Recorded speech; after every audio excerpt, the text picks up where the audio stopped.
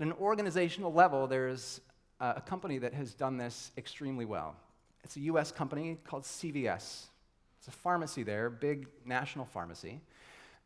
And in 2014, they decided to stop selling cigarettes and tobacco products. This was a $2 billion a year business for them, and they just swept it right off the table.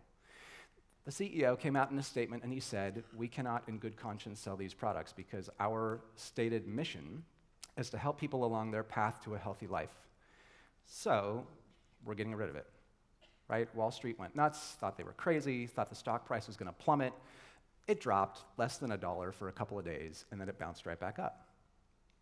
Because the general population sees an organization make a decision like that, and what do we think? God, good for them. Finally, an organization that's actually doing something that they state in their mission, right?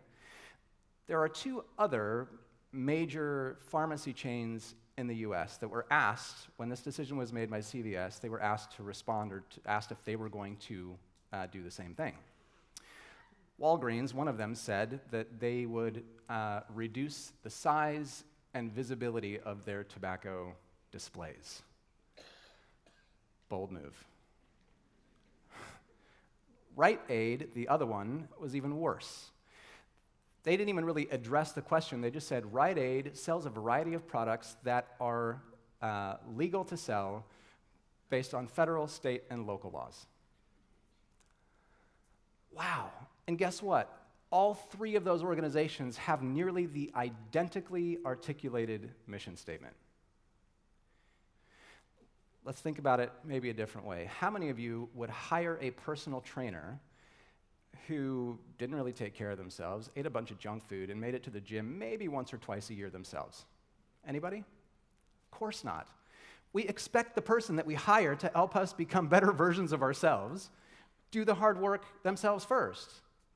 So why would we expect to be inspired by an organization who gets together once or twice a year at a conference, talks about their purpose, and then does nothing with it for the rest of the year?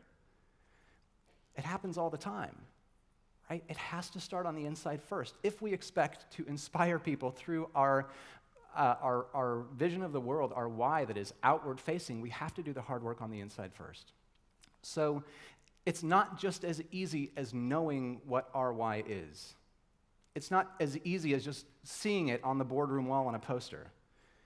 We have to actually implement it. We have to do something with it. It's sort of like if you think about holding a seed in your hand. Holding the seed doesn't do anything. Looking at the package of seeds to see what that seed might grow into if you plant it doesn't do anything. You actually have to plant it in the ground, and the soil has to be prepped to grow that seed. It's the same thing with our organizations. The soil of our culture has to be prepped. The environment has to be right in order for our why to grow and to thrive. So how do we prep the soil? It all comes down to leadership. Now, those of you in the room who don't hold a leadership position are not off the hook. Those with the title have a little bit higher responsibility, but it is up to every single one of us to help to build that culture.